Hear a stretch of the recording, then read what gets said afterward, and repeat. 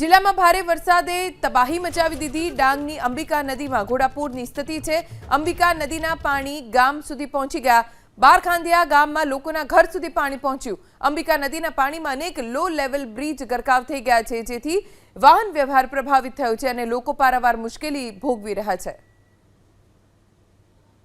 રસ્તો દેખાતો જ બંધ થઈ ગયો છે। ઘણી બધી જગ્યાએ રસ્તો તૂટી જવાના કારણે પણ મુશ્કેલી સર્જાઈ છે। અંબિકા નદીના પાણીમાં અનેક લો લેવલ બ્રિજ ગરકાવ થઈ જતા વાહન વ્યવહાર અહીંયા બંધ કરવો પડ્યો।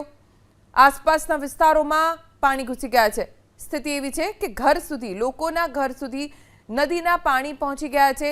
આખા ઘર પાણીમાં ડૂબી ગયા છે, ઘરમાં પાણી ઘૂસી ગયા છે।